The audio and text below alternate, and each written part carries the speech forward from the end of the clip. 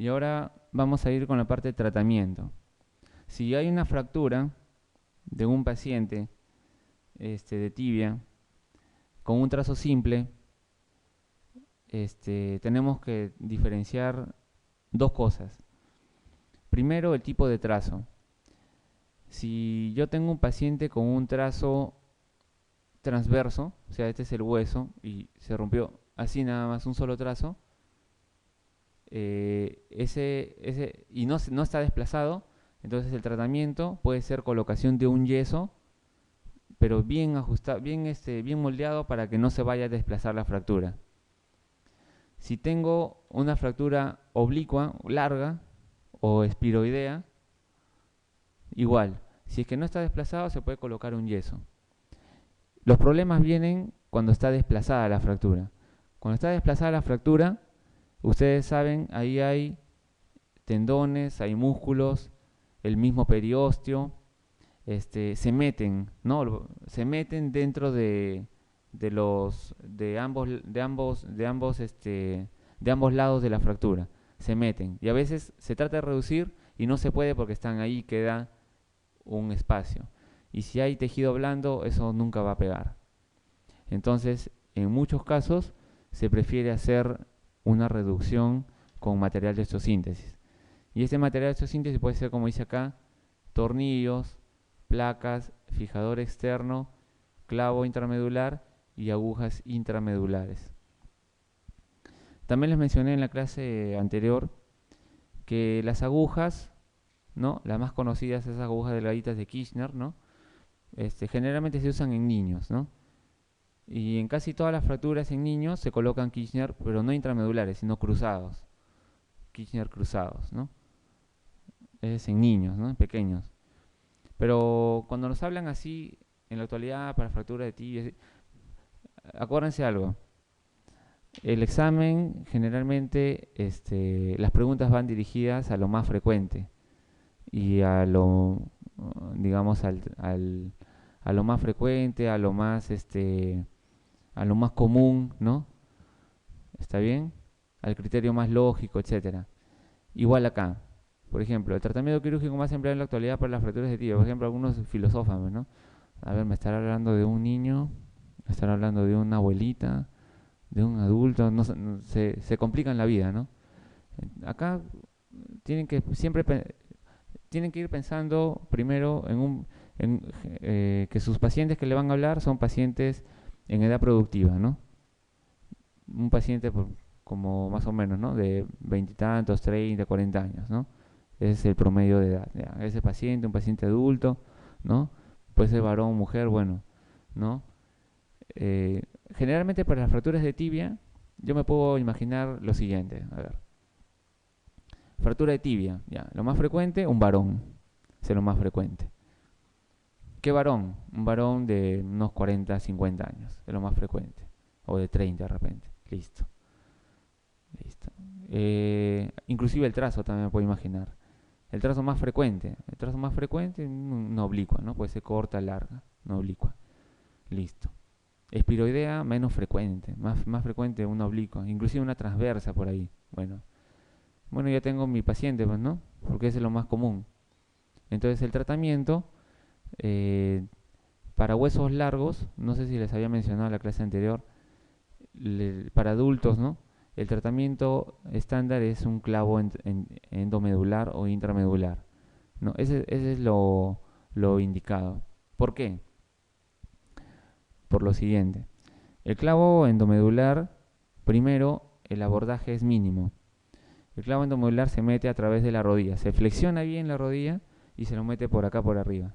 Tiene como un angulito y se lo mete, no a punta de martillo, se lo mete y se hace la reducción con el clavo, ¿no? Se hace un poquito se cierra la parte de la fractura y se colocan los tornitos para que no giren, ¿no? Para que no roten. Acuérdense que el clavo de Kuncher, ¿no? El clavo de Kuncher que en la Segunda Guerra Mundial, ¿no? Años 40, el alemán Kuncher creó su clavo Kuncher. Entonces a todos los fracturados de la guerra les ponía su clavo, un clavo de Kuncher. Pero eso era en fémur, él lo creó para fémur. Les metía su clavo de Kuncher y este clavo como una barra nada más.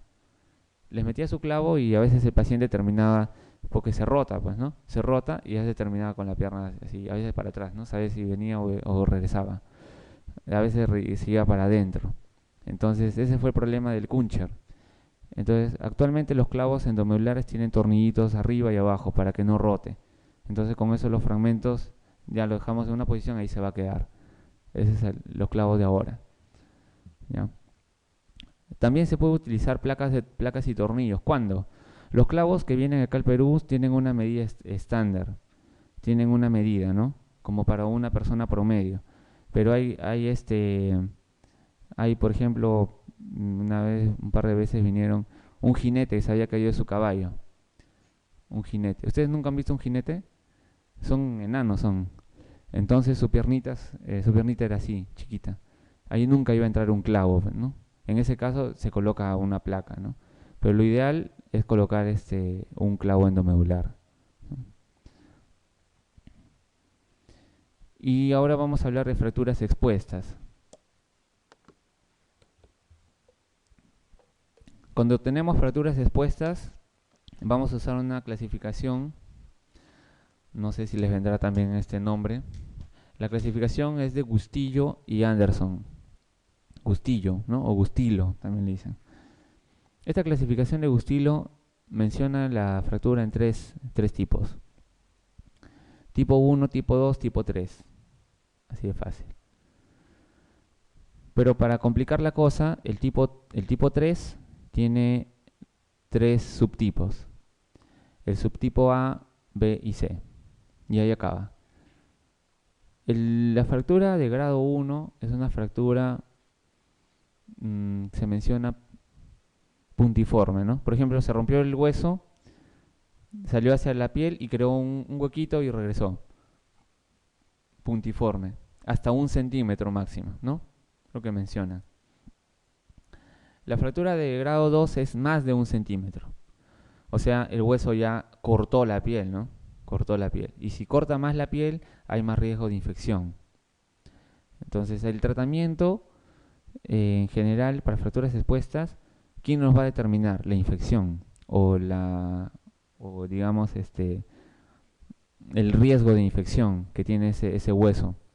Si tiene mucho riesgo de infección, y se coloca un material adentro, una placa, un clavo, se termina creando un problema al paciente, una osteomelitis, se termina creando pues infección del hueso, ¿no? Al final hay que sacar, limpiar, cortar, todo, ¿no? Es un problema. Entonces lo que tenemos que evitar es la infección. Generalmente, para fracturas abiertas de grado 1 y 2, ¿no? De 1 centímetro o de más de 1 centímetro, dependiendo del tamaño también, ¿no? Puede ser una fractura de grado 2 solamente un corte, pero contaminada, ¿no? Entonces habría que ver también el tipo de fractura. Pero generalmente, la fractura tipo 1 y tipo 2, se hace ¿no? Acá dice la estabilización de urgencias. O sea, urgencias quiere decir que el paciente se fracturó y vino a la emergencia, al toque. Y nosotros vamos a dividir las fracturas ¿no? De grado 1, grado 2, grado 3 por el tiempo. Menos de 6 horas es una herida solamente contaminada. Más de 6 horas ya no es contaminada, es infectada. Y si es contaminada, quiere decir que toda la parte, todos los gérmenes, etcétera, todavía no han colonizado los tejidos. Tanto el hueso, músculos, nervios, vasos, todo, no han colonizado todavía. Están ahí, esperando entrar o proliferando para poder tener acceso. Entonces, en este tipo de fracturas, si es de urgencia menos de 6 horas, si yo puedo meter al paciente dentro de este tiempo, entonces voy a meterlo a sala, voy a lavarlo bien y se acabó. Le quité la contaminación y puedo colocar un material de osteosíntesis. En este caso, si yo tengo una fractura de tibia, le puedo colocar un clavito endomedular, un clavo endomedular, si es de urgencias, ¿no? En cambio, las fracturas de tipo C, perdón, de grado 3, ¿no? De grado 3, tienen también su subclasificación. Una fractura de grado 3 es una fractura que va a tener, obviamente la fractura, una lesión de piel que va más allá de los 10 centímetros. Una lesión de piel que va más allá de los 10 centímetros, pero que aparte de eso tiene lesiones asociadas. Tiene lesiones asociadas musculares, ¿no? Tendinosas. Y el grado A es una fractura de energía más de 10 centímetros que se puede cerrar con una sutura inicial. El grado B es una fractura que perdió tejido y necesita para cerrarse colgajos locales, o sea, de atrás, del sóleo, del gemelo, ¿no? Para cubrir el hueso. En cambio, el grado 3 es una pérdida de tejido óseo, tejidos blandos, lesión nerviosa y lesión vascular, cualquiera de esas. Entonces, todo eso obviamente nos da el pronóstico también de mientras más severa sea la fractura de grado 3, peor pronóstico, ¿no? Entonces, en el grado 3 se recomienda pues no colocar material de osteosíntesis, ¿no? Inclusive en las de grado 2, si está muy contaminada, tiene riesgo de infectarse, no se coloca ningún material de osteosíntesis interno. Para eso existe pues unos elementos que se llaman fijadores externos. Que yo les había enseñado ya en la sesión anterior varios ejemplos de fijadores externos, les había dicho que hay miles, ¿no? Y que pues en realidad lo elige el cirujano elige su material de fijación externa que más le gusta, que más maneja. ¿Ya? Entonces el grado 3 usualmente es fijador externo, ¿no? Y el grado 2 solo si está muy comprometido. Bueno, escayola es yeso, ¿ya? Escayola es el yeso, un yeso cerrado, ¿no? Escayola. ¿Qué tipo de escayola, dice? Colocaría a un enfermo, un paciente, ¿no? Tras reducir una fractura diaficiaria de tibia para conseguir un tratamiento ortopédico. Bueno, si me están hablando que redujeron y están pensando en un tratamiento ortopédico, quiere decir que redujo al 100% o casi al 100% la fractura. O sea, quedó bien, ¿no? Que quedó bien reducida. Entonces, si quedó bien reducida, ahora, ¿qué yeso le pongo? ¿No? Si es una fractura de tibia. Lo que siempre se dice, ¿no? Es inmovilizar una articulación distal y una articulación proximal, ¿no? Eso siempre se dice y es lo que se debe hacer, ¿no? Ahora el problema es cuál me agarra la articulación distal y cuál me agarra la articulación proximal de todas estas que me han puesto acá. Pelvipedio. Pelvipedio. A ver, vamos a ver cuántas articulaciones me agarra el pelvipedio. Pelvipedio desde la pelvis, ¿no? Ya me agarró la articulación de la cadera por arriba, la articulación de la rodilla, van dos articulaciones por arriba. Y en el pie, ¿no? Me agarró el tobillo. Se toman las articulaciones más grandes e importantes, por si acaso, ¿ya? Por ejemplo, una fractura de pie, de quinto metatarsiano. Yo sé que acá tiene pues sus huesos del tarso, todo, ¿no? Mi yeso sería prácticamente una plantilla. Obviamente tengo que inmovilizar el tobillo, ¿no? Que es la articulación proximal más importante, ¿ya? Igual es acá. Este, encima de la tibia tengo la articulación más importante es la rodilla, pues. Yo necesito inmovilizar esa rodilla. No necesito irme hasta la pelvis, ¿no? Calza de yeso. La calza de yeso es un tipo de yeso tubular. Este es un tubo, es un tubo. Entonces, esta calza de yeso terminaría encima de los maleolos, desde la ingle hasta encima de los maleolos. Y si es tibia, yo tengo que movilizar el tobillo. Entonces esa calza de yeso no me sirve. No, no es el tratamiento para ese tipo de fracturas, no. Inguinopédica, o sea, ingle y pies, ¿no? Desde la ingle hasta el pie. O muslopedia también le dicen a esta calza, ¿no? Perdón, a esta escayola o yeso.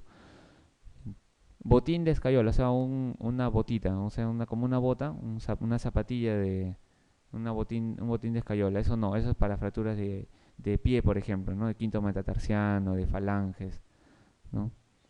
Y férula de yeso, una férula, si yo le pongo una férula, o sea, un medio yeso, va a ir por la parte posterior con vendas. Si yo reducí mi fractura que me ha quedado bonita, si le pongo una férula se puede desplazar. Entonces la férula generalmente para tratamiento, después que se ha reducido no se pone férulas, se pone un yeso cerrado. Entonces en este caso sería esta de acá, ¿no? Una inguinopédica, también llamada muslopedio. Muy bien. Vamos a ir con las lesiones traumáticas de tobillo.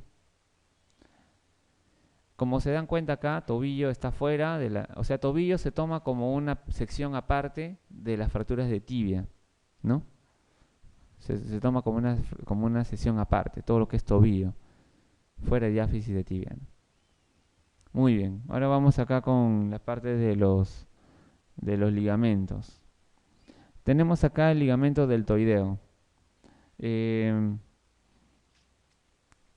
¿Dónde está el ligamento deltoideo en el tobillo? ¿Afuera o adentro? ¿En la parte lateral o en la parte medial? ¿Dónde estará? El ligamento deltoideo, ¿ya? Es ese ligamento que lo paran golpeando los futbolistas. Golpeando, ¿no? O sea, generalmente pues patean con la parte interna, ¿no?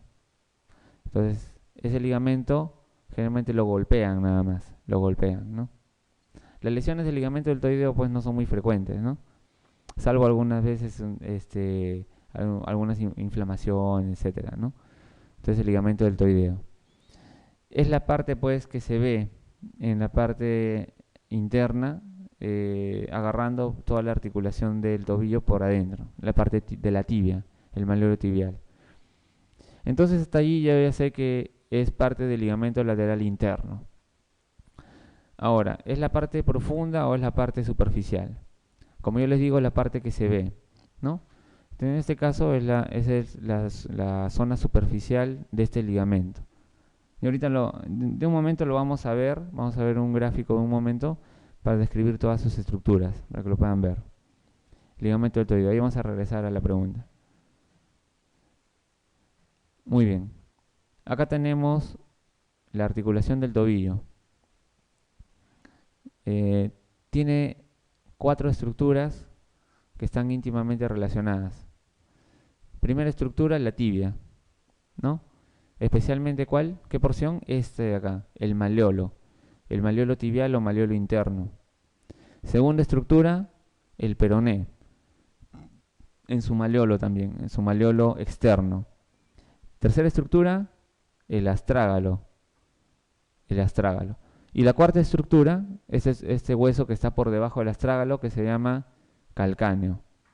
Muy bien, entonces acá tenemos el ligamento, la articulación con los ligamentos en la región externa y la articulación con los ligamentos en la región interna y aquellos que unen tanto la tibia y el peroné. Se dice que también lo conocen como mortaja. Esta es una mortaja, ¿no? Es una asociación congruente, ¿no? De entrada y salida, ¿no? Como está acá. Y permite prácticamente el movimiento en un solo plano, prácticamente, ¿no? Entonces, prácticamente el tobillo nos sirve prácticamente igual que la rodilla, ¿no? Tiene algunos movimientos también, pero el movimiento más importante es el flexo extensión, igual que la rodilla, flexo extensión.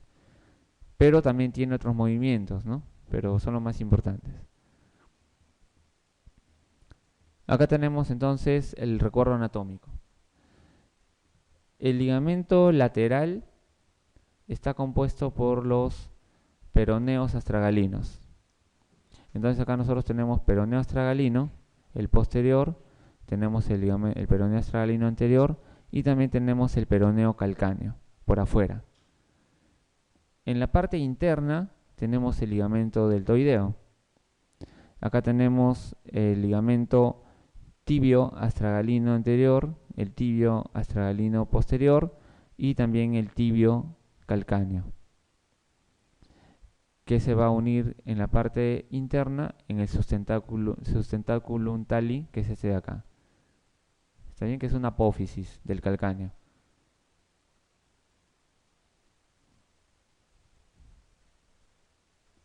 Los movimientos, como están acá, la movilidad del tobillo, tenemos una flexión plantar, se hacia abajo, de más o menos 50 grados, y una flexión dorsal que más o menos llega a 70 grados. Como está acá, ¿no? Como está acá. Eso lo tienen también sus separatas. Y junto con esto tenemos otros movimientos del tobillo, que son los movimientos de eversión y los movimientos de inversión. Movimiento de inversión es un movimiento hacia adentro, ¿no?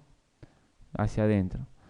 Pero este movimiento es un movimiento combinado, que incluye en este caso, una supinación del pie, una rotación interna y una flexión en este caso plantar. En el caso de la eversión también una flexión plantar, una eversión, ¿no? Una rotación externa y una ligera pronación. Y acá tenemos la superposición de los huesos que van a conformar la articulación del tobillo por arriba, que son la tibia y el peroné. Esta superposición se debe dar, como ven acá la tibia, cómo está yéndose en la parte posterior, ¿no? Agarrando al peroné. Y aquí hay una membrana, que nosotros le vamos a llamar membrana sindesmótica o la sindesmosis tibio-peronea. Y esto de acá pues nos da el pronóstico y la clasificación para todas las fracturas de tobillo. Esta zona de acá, de superposición. En una radiografía anteroposterior, esto debe medir más o menos 1 centímetro, ¿no? O 10 milímetros. Entonces, gracias a esta zona, nosotros vamos a poder dividir en tres tipos de fractura del tobillo.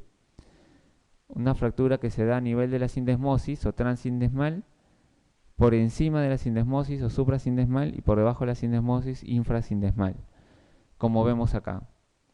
Acá, por ejemplo, tenemos una fractura infrasindesmal y aquí tenemos una fractura suprasindesmal, ambas. También se les llama como fracturas intraligamentarias, infraligamentarias y supraligamentarias. Acá tenemos una fractura infrasindesmal, ¿no? Y como ustedes pueden ver, se lleva todos los ligamentos. ¿Qué ligamento se lleva? La tibia.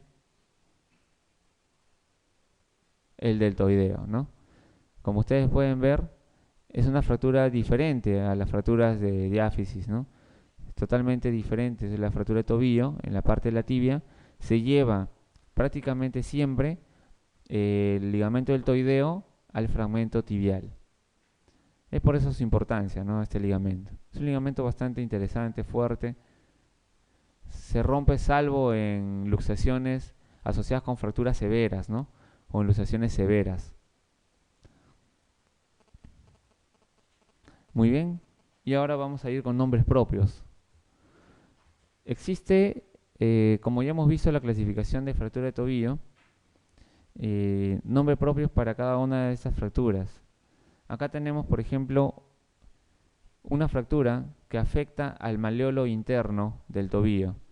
O sea, afecta a este de acá, ¿no? A la tibia. Y al cuello del peroné en la pierna, al cuello del peroné. El cuello del peroné está arriba. Es acá lo que nosotros tocamos prácticamente a nivel de la rodilla. Ahí el peroné, ese es el cuello del peroné. O sea, una fractura que está abajo en la tibia y arriba en el peroné. Esta tiene su nombre propio, ¿no? Ahora alguien se la sabe porque es una pregunta que ha venido también en examen un par de veces. ¿Alguien ha revisado esa pregunta? ¿No? Bueno. Esa fracturita se llama una fractura de Meissner o Meissner también dicen, ¿no? Algunos dicen Meissner, ¿no? Es Meissner, ¿no? Con nombre propio, ¿no? Aquí está. Como ustedes pueden ver, La fractura está en esta zona, maleolo tibial, y también en el cuello del peroné. ¿Cuál es la importancia de esta fractura? Lo que pasa es que esta fractura de acá tiene su importancia porque a nivel de la tibia y el peroné existe una membrana interósea que es bastante fuerte. Siguiendo después de la sindesmosis, sigue toda la membrana interósea arriba. Entonces, la fractura que da en el cuello peroné quiere decir que ha roto el maleolo tibial, se ha ido en una luxación del tobillo hacia la zona medial y ha desgarrado toda la membrana interósea hasta arriba. Cuando sucede esto, el tratamiento es reparar esta fractura. ¿Por qué? Porque la membrana interósea da estabilidad a la tibia y el peroné. Entonces, si nosotros solamente reparamos esto, en toda esta zona de acá va a haber inestabilidad, tibia-peroné. Entonces hay que reducir esta fractura.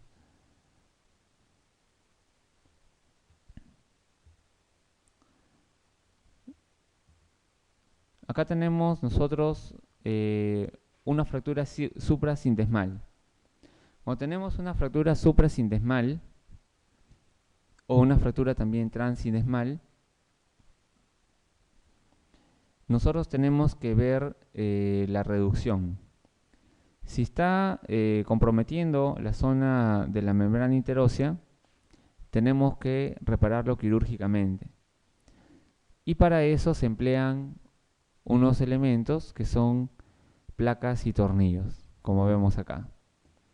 Entonces, una fractura suprasindesmal de tobillo suele requerir una reducción con placas y tornillos. Pero ¿qué sucede si solamente es una fractura en la zona distal del peroné? Por ejemplo, esta es una fractura prácticamente infrasindesmal. Acá también se coloca una placa y tornillos, acá también y arriba también. Pero ¿qué sucede si solamente es una fractura simple del maleolo peroneo sin gran compromiso de las otras estructuras? Ya no se va a usar una placa y tornillos, solamente se puede usar tornillitos nada más. 2 tornillos, igual que acá, 2 tornillos. Pero cuando compromete ya el peroné en su zona ya importante de diáfisis, se debe colocar plaquitas y tornillos. Entonces, toda esta es la zona infrasindesmal, transsindesmal y suprasindesmal. Entonces acá se coloca placa y tornillos. Dice que se debe operar hasta 7 a 9 centímetros encima de la zona, sindesmal, ¿no? O transindesmal. Encima de eso se menciona que el tratamiento debe ser ortopédico. Entonces, en una fractura hasta suprasindesmal se debe colocar placa y tornillos. Más allá de eso, después de los 7 o 9 centímetros, se considera que el tratamiento es ortopédico, o sea, solamente con un yeso, o en todo caso, si no duele mucho, se lo puede dejar al paciente que camine, porque el hueso que soporta la mayor cantidad de carga y el más importante es la tibia. Muy bien. Como ustedes pueden ver acá, en estas proyecciones, es una proyección axial y una proyección antero-posterior.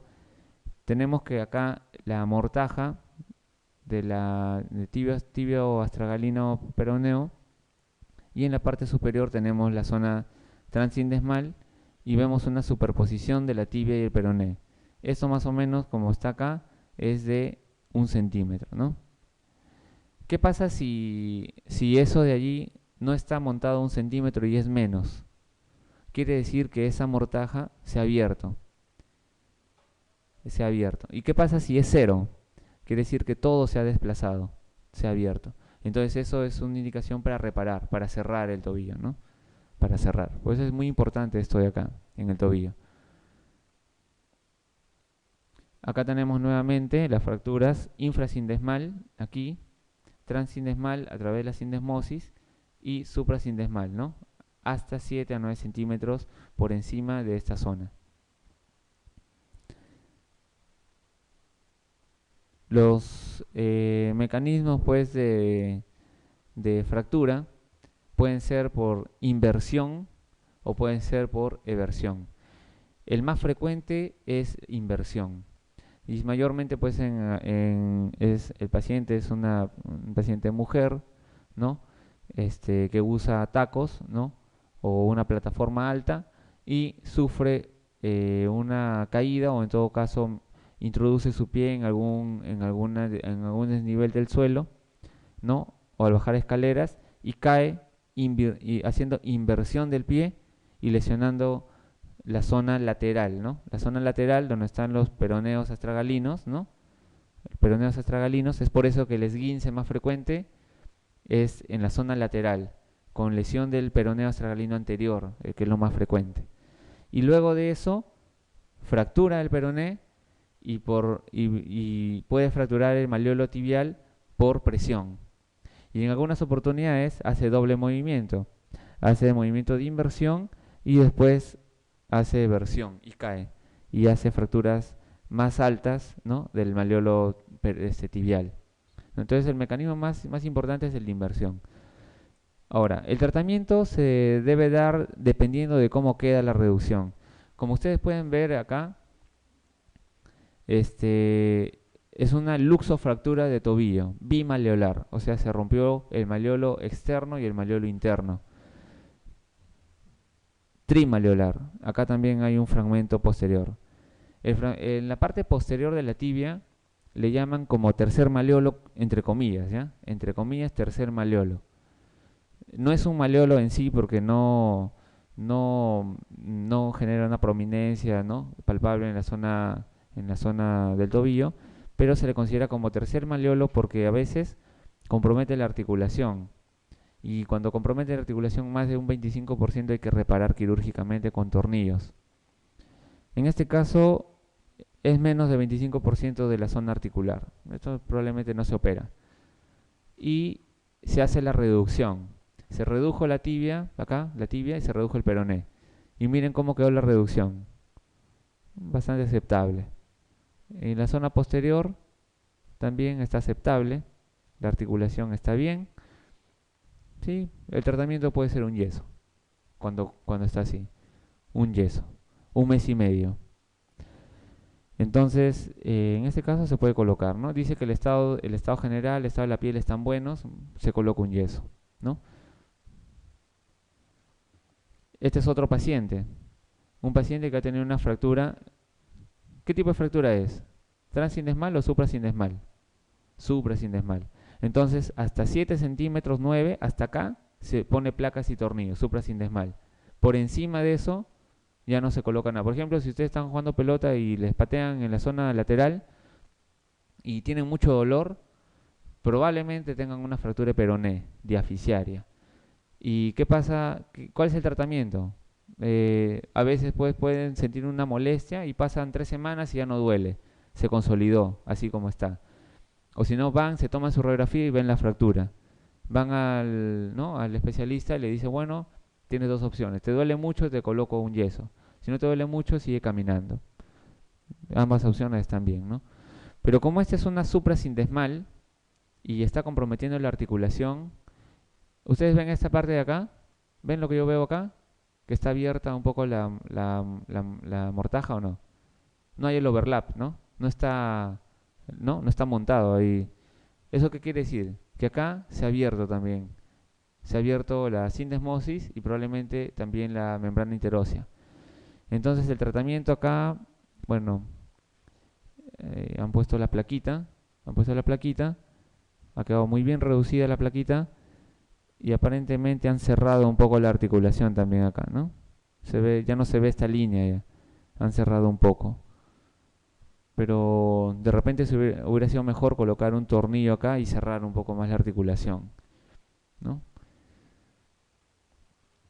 Acá está una fractura malleolar desplazada, osteosíntesis, ¿no? En este caso, malleolo tibial y colocaron un tornillo largo, ¿no?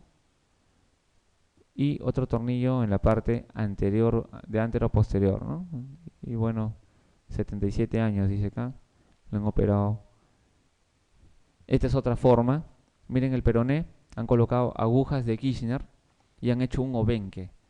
Han hecho un obenque y han reducido todo de estos fragmentos. Bueno, no se ve bien acá, pero parece que esta zona es con minuta y por eso se han animado a colocar esto, ¿no? Y acá un tornillito y se acabó. Tornillo largo. Quedó muy bien.